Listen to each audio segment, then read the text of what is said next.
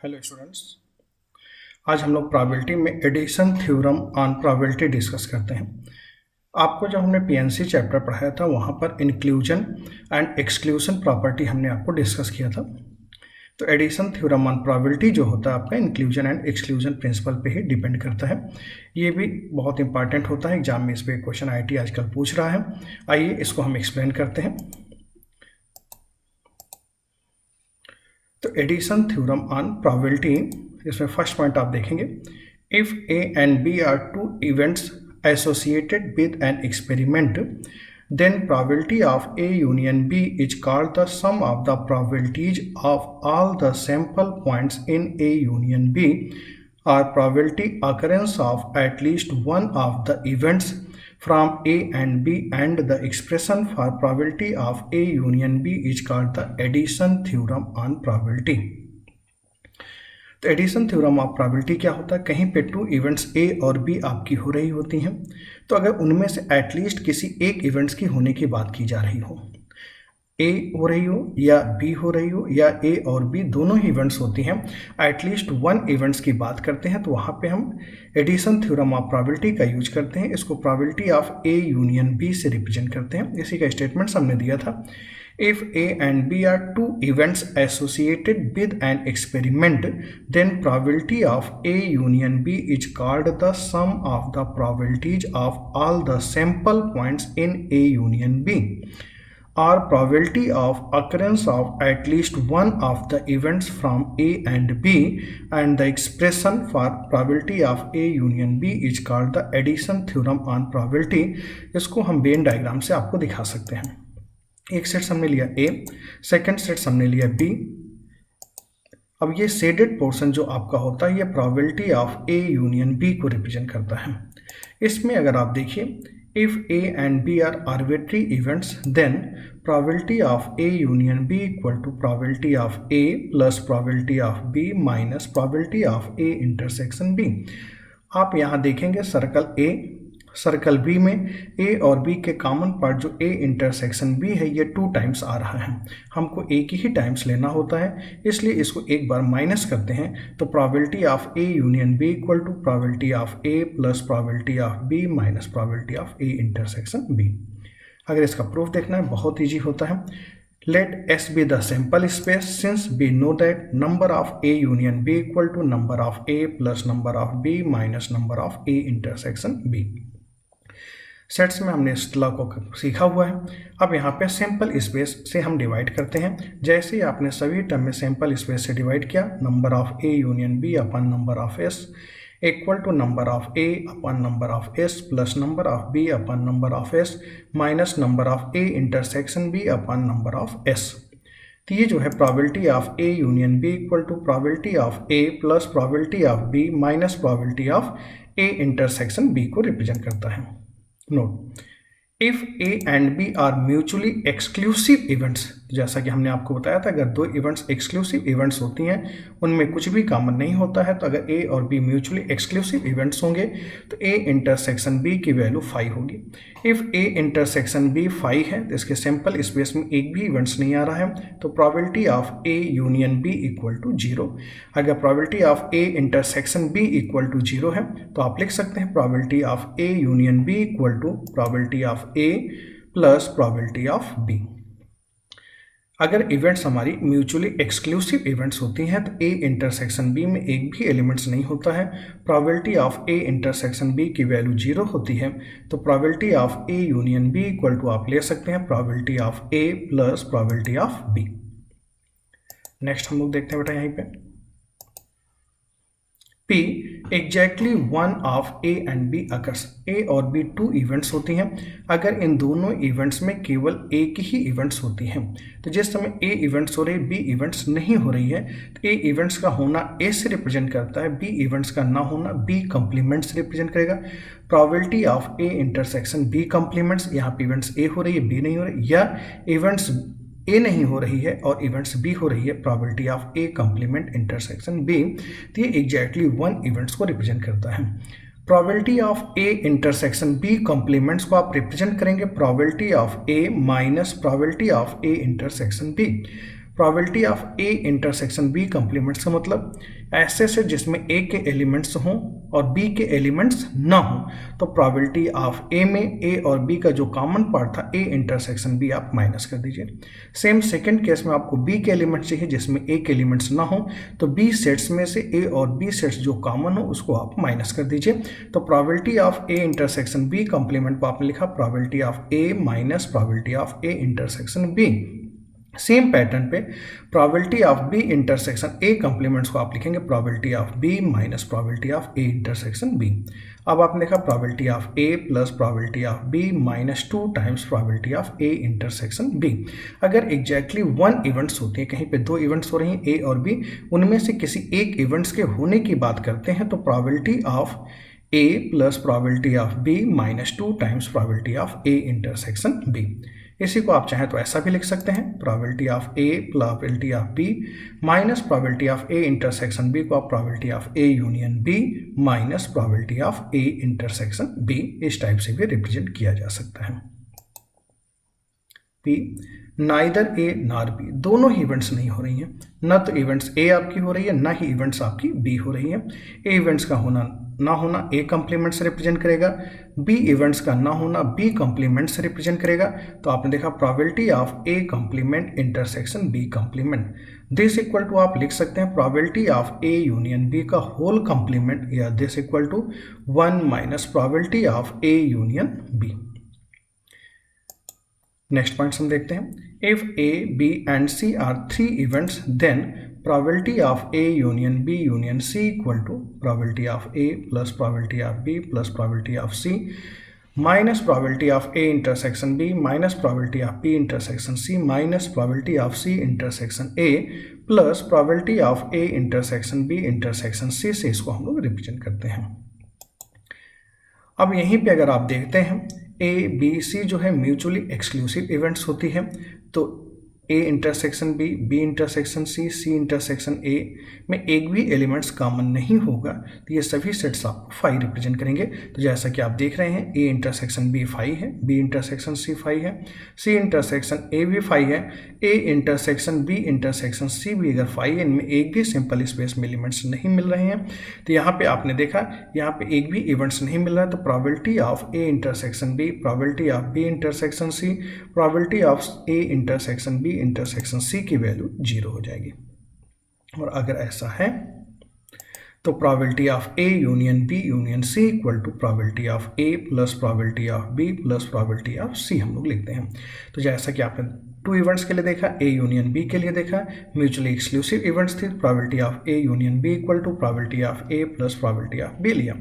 Same pattern पे 3 events A union B union C हैं, तो probability of A union B union C के लिए भी आप लिखेंगे probability of A plus probability of B plus probability of C, लेकिन ऐसा कब होगा जब वे इवेंट्स म्यूचुअली एक्सक्लूसिव इवेंट्स होंगी।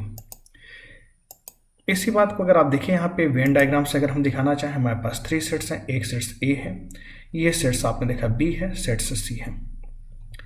ये पार्ट्स देखिए A intersection B, A intersection C, B intersection C, ये पोर्शन आप देखिए A intersection B intersection C. जब आपने probability of A union B union C किया तो आपने उसको दिस इक्वल टू लिखा probability of A plus probability of B. Probability of A plus probability of B में आपने देखा ए इंटरसेक्शन बी वाला पार्ट एक बार ए के साथ आ रहा था, एक बार बी के साथ आ रहा था, तो आपने एक बार माइनस कर दिया A intersection B. Same pattern पे probability of B plus C किया तो बी इंटरसेक्शन सी वाला पार्ट्स भी 2 बार आ रहा था, एक बार माइनस किया। उसी पैटर्न पे probability of C plus probability of A में आपने सी इंटरसेक्शन ए को भी 2 बार आ रहा था, एक बार माइनस कर दिया। लेकिन आप ध्यान से देखिए A intersection B intersection C वाला जो पोर्शन है probability of A plus probability of B plus probability of C तीनों के साथ आया था, और आपने जो है A intersection B, B intersection C, C intersection A तीनों के साथ माइनस कर दिया। आपने 3 टाइम्स लिया और 3 टाइम्स माइनस कर दिया, यूनियन में एक बार तो होना ही चाहिए था, और ये पार्ट कौन सा था A intersection B intersection C, इसलिए आपने यहाँ पे लिखा probability of A intersection B intersection सी।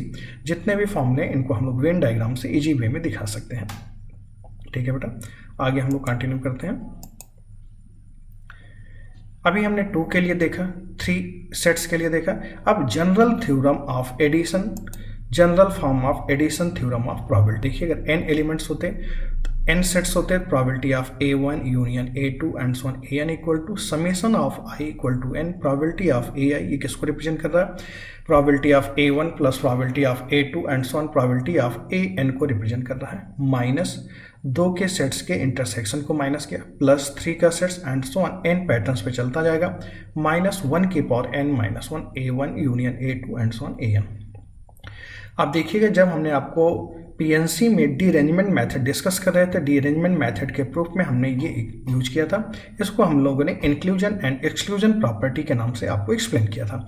तो आपने देखा बेटा कहीं भी कई सेट्स होते हैं, जैसे सिमिलरली हमने 2 सेट्स के लिए देखा, 3 सेट्स के लिए देखा, सेम पैटर्न पे n सेट्स के लिए आपने देखा probability of a1 union a2 union an and this equal to summation of i equal to 1 probability of ai minus i less than j probability of ai intersection aj, i less than j less than k probability of ai intersection aj intersection ak plus minus alternate चला जाएगा, last में आपने देखा minus 1 की power n minus 1 a1 intersection a2 intersection an।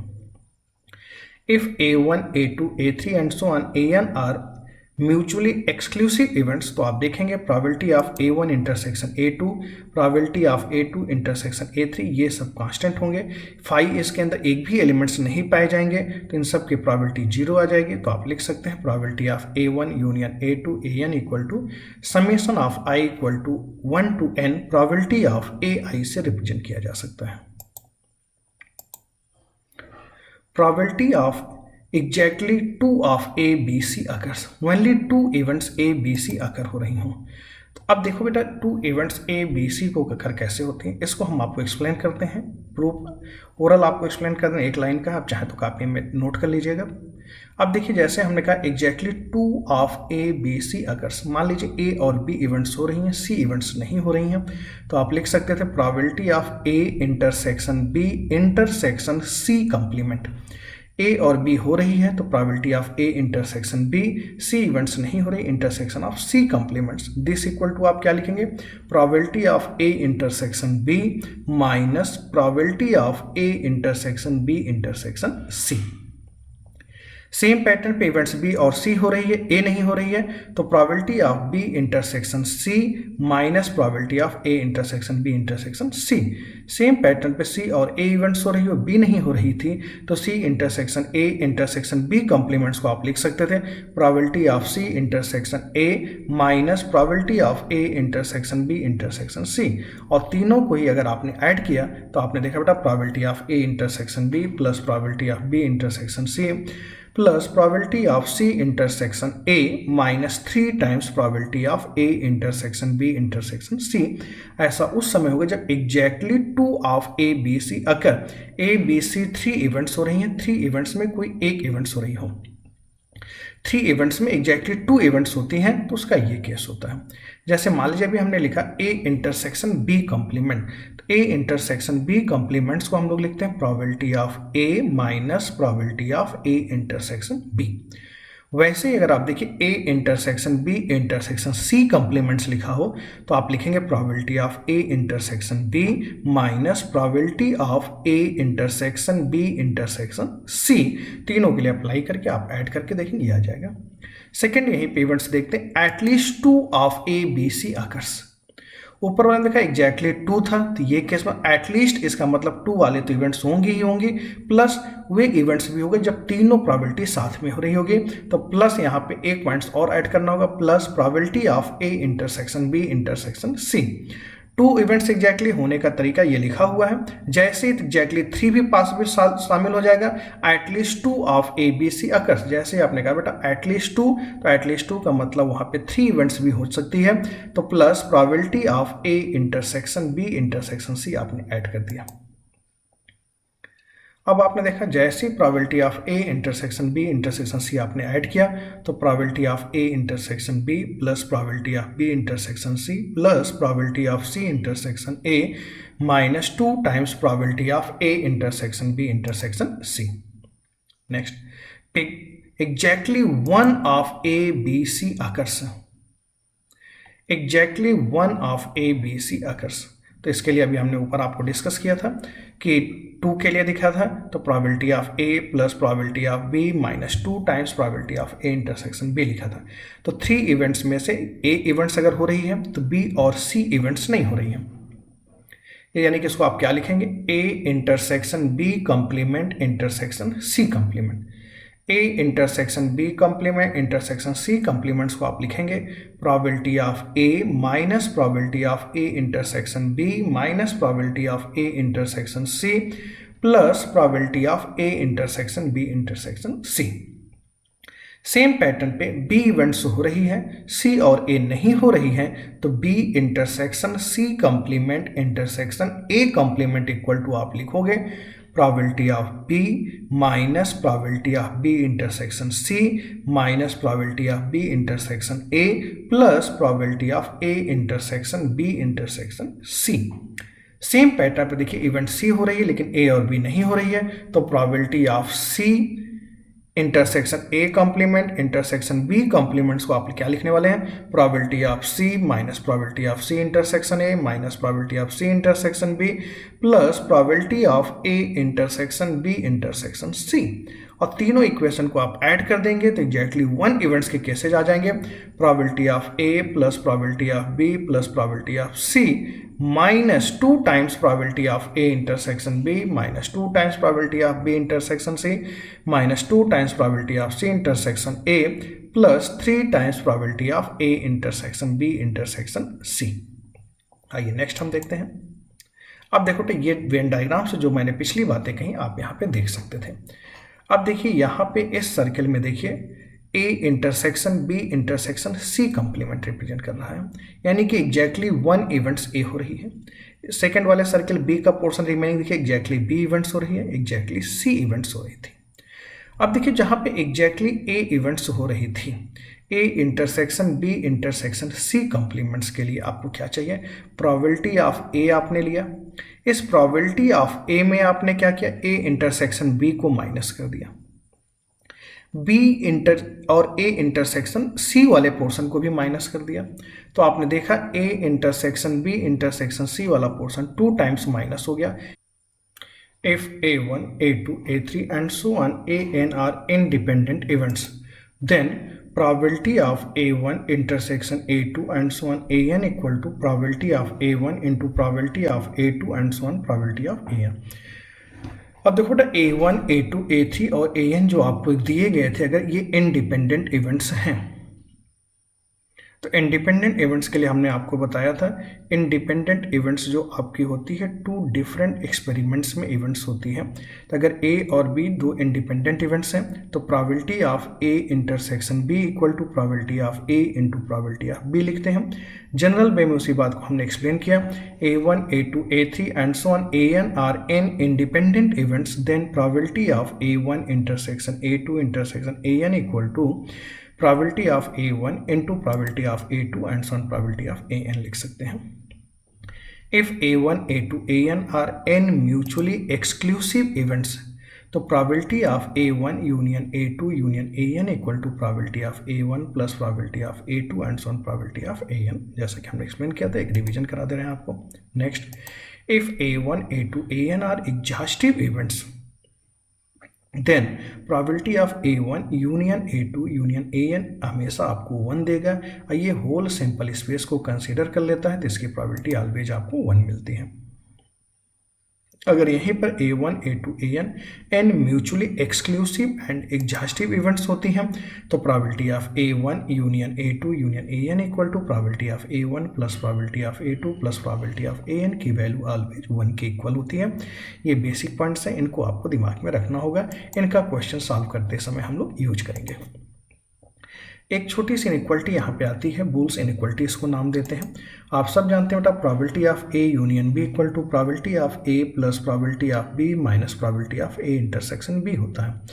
हम लोग जानते हैं probability of A intersection B की वैल्यू कुछ भी आएगी पॉजिटिव आएगी अब आपने देखा probability of A plus probability of B में जब probability of A intersection B हम माइनस करते हैं तो जाके probability of A union B के इक्वल होता है। अगर मैथमेटिकली भी आप देखिए कि इन्हीं टू क्वांटिटी को ऐड करके अगर उसमें कुछ सब्सट्रैक्ट करते हैं तो थर्ड क्वांटिटी के इक्वल आता है। इसका मतलब अगर सब्सट्रैक्ट ना किया जाए तो वे वैल्यू उससे ग्रेटर आएगी, तो आप लिख सकते हैं probability of A plus probability of B greater than or equal to probability of A union B.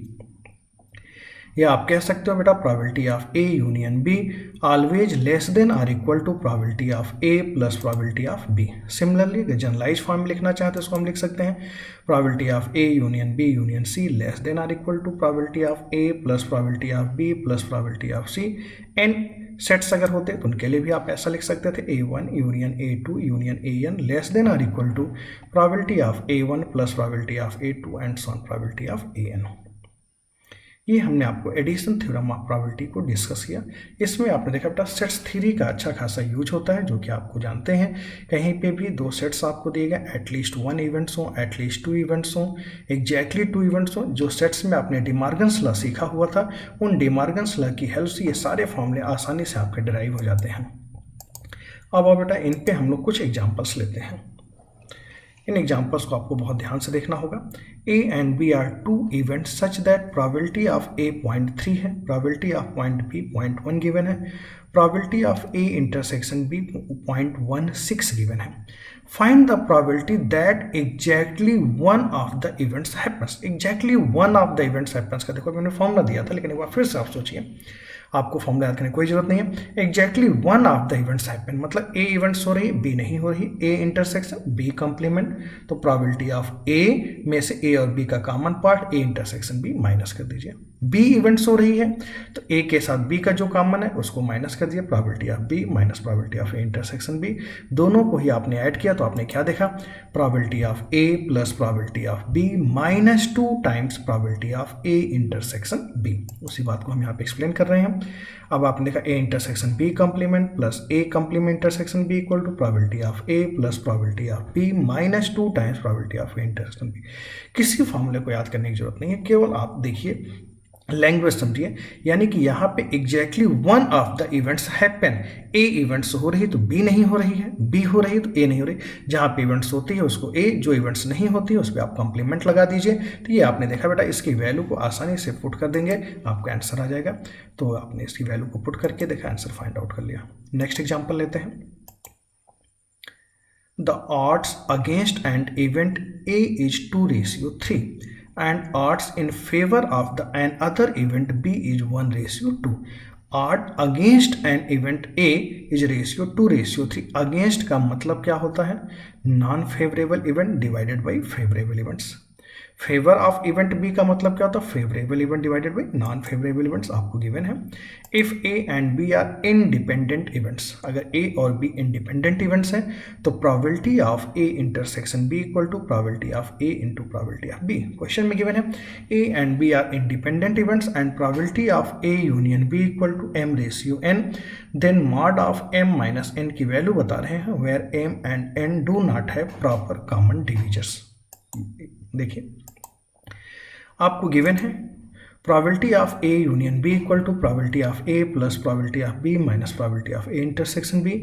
यहाँ पे इंडिपेंडेंट इवेंट्स आपको गिवन है, तो probability of A intersection B को देखिए। अब यहाँ पे वैल्यू आपको पुट करनी थी, तो एक एक स्टेप आप ध्यान से देखते हैं। इन्होंने कहा the odd against an event A is 2:3। Against की बात किया तो नॉन फेवरेबल अपन फेवरेबल 2/3, तो टोटल इवेंट्स 5 हो जाएगी। तो प्रोबेबिलिटी ऑफ इवेंट ए कितनी हो जाएगी, 3/5 फेवरेबल अपन टोटल 3/5। यहाँ पे देखेंगे प्रोबेबिलिटी ऑफ बी देखेंगे तो 1/, देखो क्या है, फेवर ऑफ इवेंट्स कितना है 1/2, टोटल इवेंट्स 3 हो जाएगी, तो प्रोबेबिलिटी ऑफ बी कितनी हो जाएगी 1/3 हो जाएगी। Probability of A intersection B को आप लिखेंगे probability of A into probability of B 3/5 into 1/3, simplify करके देखा आपका आंसर 11/15 आ गया। एक बार फिर से समझिए, ऑड अगेंस्ट इवेंट्स यहाँ पे 2:3 दिया हुआ है। इसका मतलब है नॉन फेवरेबल इवेंट्स कितनी है 2, फेवरेबल इवेंट्स कितनी है 3, टोटल इवेंट्स कितनी हो जाएगी 5। तो टोटल इवेंट्स की प्रोबेबिलिटी 3/5, इवेंट ए होने की प्रोबेबिलिटी 3/5 आ जाएगी। Same pattern event B favour के लिए है तो 1, नॉन फेवर के लिए 2, टोटल केस 3, तो प्रोबेबिलिटी ऑफ बी हो जाएगी 1/3। प्रोबेबिलिटी ऑफ ए आपने फाइंड आउट किया 3/5, प्रोबेबिलिटी ऑफ बी आपने फाइंड आउट किया 1/3, और probability of A intersection B independent event होने की वजह से probability of A into probability of B आप लिखेंगे 3/5 इंटू 1/3। जैसे सिंप्लीफाई करके देखा आपका आंसर आ गया 11/15। अब आप देखिए यहाँ पे m की वैल्यू कितनी आ जाएगी 11, n की value 15, mod m minus n equal to 4, तो आपका रिक्वायर्ड आंसर 4 आ जाएगा। नेक्स्ट एग्जांपल हम लोग कंसीडर करते हैं। A natural number is selected from the first 100 natural number. Question क्या है? A natural number is selected at random from first 100 natural numbers. Let A, B and C denotes of the event of selection of even number। event A है selection of even number, event B है multiple of 3 और event C है multiple of 5। then I find at least one event occurs। at least one event occurs means probability of A union B union C आपको find out करना है। तो at first हम देखेंगे event A B C क्या है। Number of even number 100 है, में से हमें लेस देन लेना है। हमें देखो क्वेश्चन में कह रहा है A be the event number. अब देखिए फर्स्ट 100 नेचुरल नंबर्स कहा गया है, 1 से 100 के बीच में कितने नेचुरल नंबर्स आएंगे? 50 इवन नंबर्स आपके आएंगे। तो इवेंट ए जो आपको दिया गया उसमें टोटल एलिमेंट्स कितने आएंगे? 50 आएंगे। नंबर ऑफ मल्टीपल ऑफ 3 33, 100 में अगर 3 का मल्टीपल आप देखोगे 33 आएगा। नेक्स्ट सी है 5 का मल्टीपल कितने आ जाएंगे? 20 आ जाएंगे। तो number of common multiple of 2 and 3, 2 और 3 का एलसीएम लीजिए 6, 100 में 6 से डिवाइड कीजिए 16, तो आप देखेंगे 2 और 3 के मल्टीपल कितने आएंगे? 16। नेक्स्ट हम देखते हैं 3 और 5 के मल्टीपल कितने आते हैं। Number of common multiple of 3 and 5 का एलसीएम लेंगे, 3 एंड 5 का एलसीएम लेंगे 15। तो ये वैल्यू बेटा यहाँ पे मिसप्रिंट है, यहाँ पे कितना आएगा? 6 आएगा। ये 16 मिसप्रिंट है तो यहाँ पे इसकी वैल्यू कितनी आ जाएगी? 6 आ जाएगी। नेक्स्ट आप देखेंगे number of the common multiples of 2 and 5 10 के 10 आ जाएंगे। ठीक है बेटा। अब हम लोग देखते हैं number of common multiple of 2 3 5, 2 3 5 का एलसीएम अगर आप लेते हैं 30 को 100 में डिवाइड करेंगे 3 आ जाएंगे, तो सही है आपका। अब आप देखिए प्रोबेबिलिटी ऑफ इवेंट ए अगर आप यहाँ पे लिखते हैं तो 50/100, probability of B 33/100, C 20/100, A intersection B में 16/100, बी इंटरसेक्शन सी जैसा कि मैंने एक्सप्लेन किया वहाँ पे 6 होगा, 16 मिसप्रिंट था तो 6/100, सी इंटरसेक्शन ए में 10/100, A intersection B intersection C में 3/100। क्वेश्चन में कहा गया at least one of the event occurs, probability of A union B union C आपसे फाइंड आउट करने के लिए कहा गया, तो डायरेक्ट फॉर्म में उठा के रख दीजिए, आप देखेंगे आपकी वैल्यू आ जाएगी। अब ये वैल्यू को आपने पुट करके सिंप्लीफाई किया, आपने देखा तो क्वेश्चन में देखिए क्या था, इवेंट ए क्या था, 1 से 100 के बीच में इवन नंबर लेना था, तो हमें 50 इवन नंबर्स मिलते हैं। फिर आपसे सेकंड कहा गया 3 का मल्टीपल होना चाहिए, तो जब भी इस टाइप क्वेश्चन है 100 में 3 से डिवाइड करके ग्रेटेस्ट इंटीजर ले लीजिए, 33 आ गया। 5 का मल्टीपल कर रहा था, 100 में 5 से मल्टीप्लाई का ग्रेटेस्ट इंटीजर लिया आपने 20 आ गया। A intersection B, B intersection C, C intersection A के लिए आपने उन दोनों के एलसीएम के मल्टीपल के चेक किए, A intersection B intersection C में आपने देखा 2 3 5 तीनों का एलसीएम लिया, 30 का चेक किया, 3 एलिमेंट्स आ रहे हैं, आपने सबकी प्रोबेबिलिटी को रखा, उठा के फॉर्मूले में जैसे ही पुट किया बेटा आपने देखा आपका आंसर आ गया। नेक्स्ट एग्जाम्पल्स हम लोग लेंगे।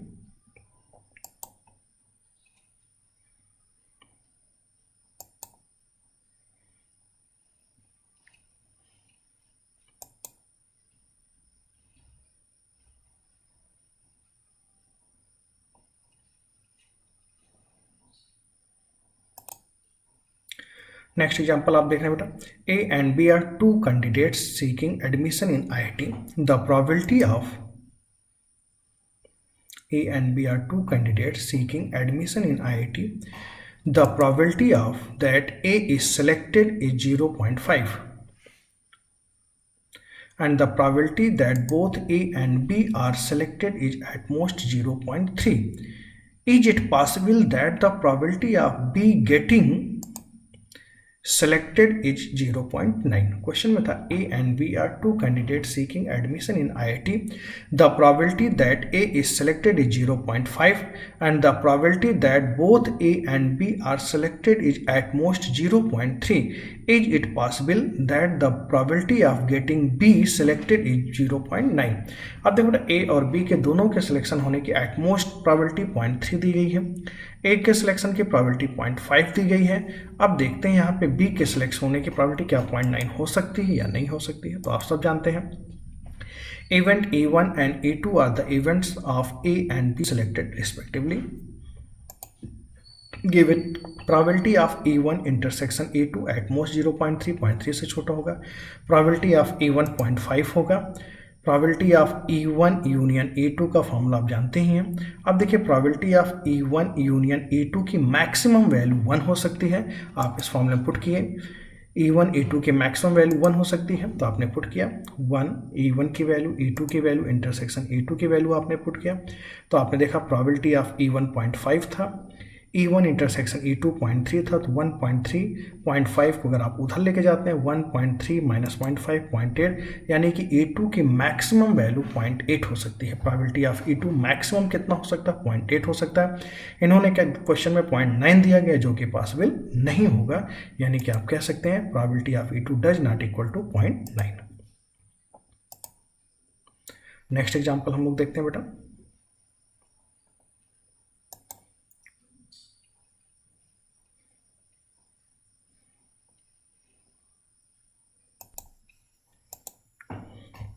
Let A, B, C be three events.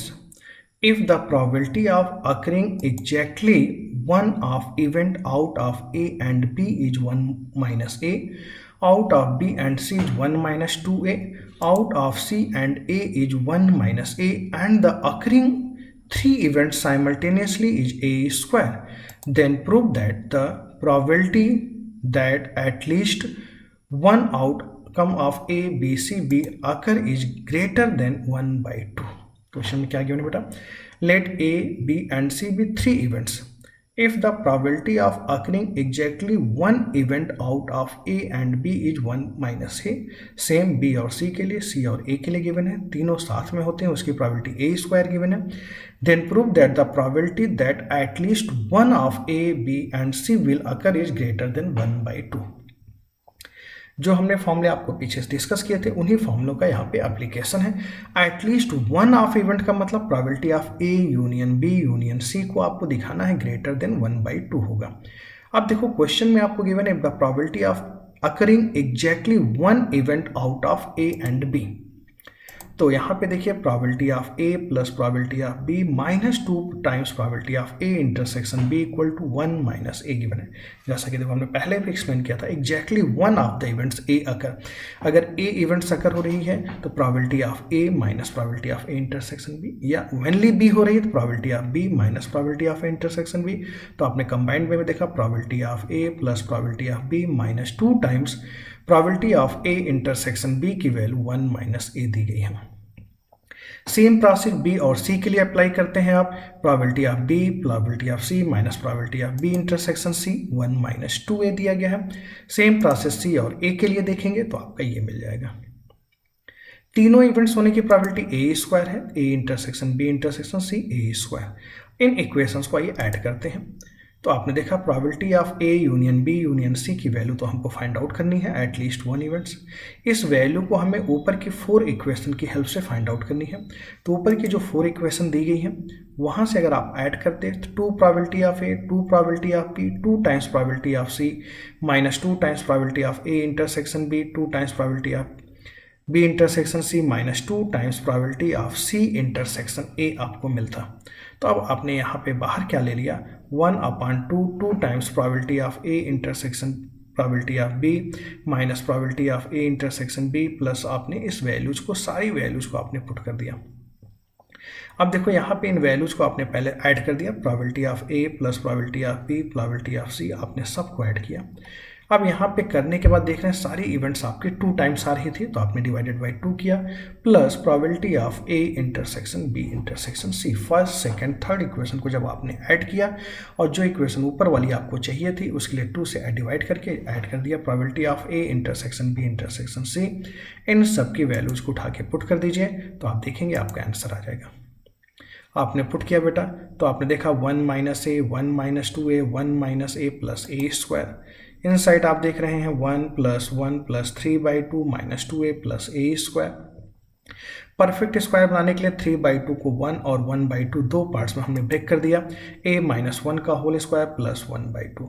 आपको आइडिया है a माइनस 1 का होल स्क्वायर की वैल्यू हमेशा पॉजिटिव आती है, तो आपने देखा इस सेट की वैल्यू ऑलवेज 1/2 से ग्रेटर आएगी। एकदम फॉर्मूले बेस्ड क्वेश्चन था, लेकिन आपको उन फॉर्मूलों को सही ढंग से कैसे अप्लाई करते हैं उसी के लिए मैं आज ये प्रैक्टिस कराते रहा हूँ आपको इस वीडियो में। नेक्स्ट एग्जाम्पल हम लोग देखते हैं बेटा।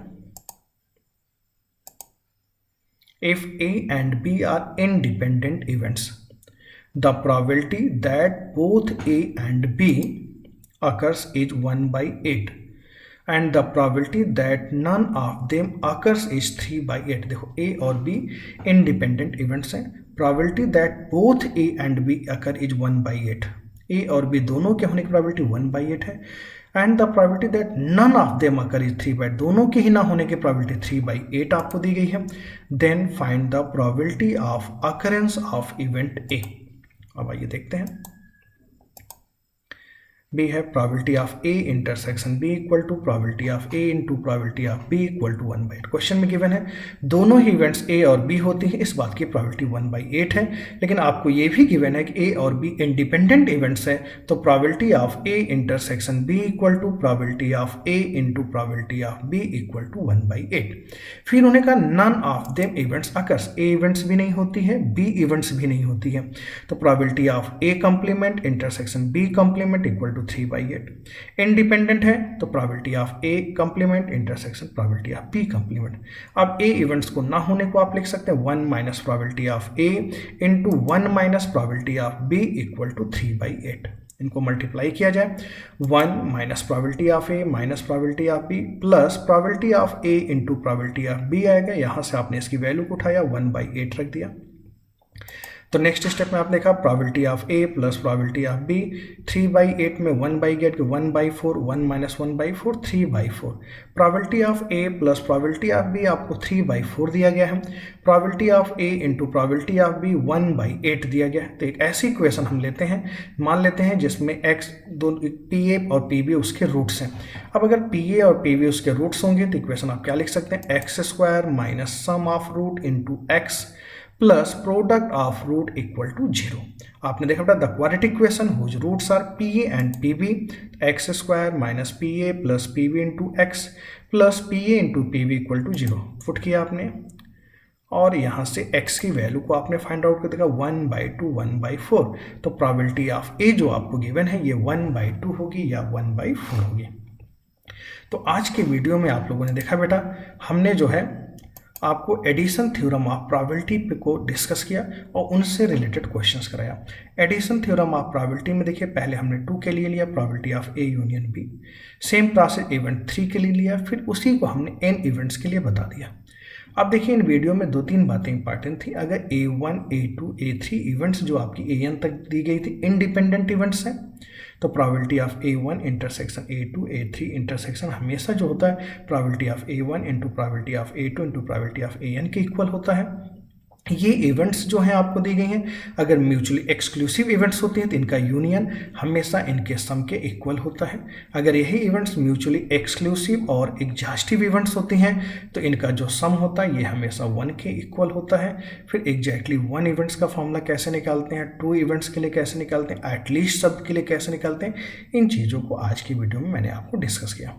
तो फर्स्ट वीडियो में आपने देखा होगा मैंने आपको प्रोबेबिलिटी के लिए सबसे पहले डिफिनेशन सिखा दिया, सेकंड वीडियो में क्लासिकल डिफिनेशन ऑफ प्रोबेबिलिटी मैंने डिस्कस किया, आज की वीडियो में एडिशन थ्योरम ऑफ प्रोबेबिलिटी मैंने डिस्कस कर दिया। अब नेक्स्ट टॉपिक हम लोग अगले वीडियो में कंटिन्यू करेंगे। ओके, थैंक यू बेटा।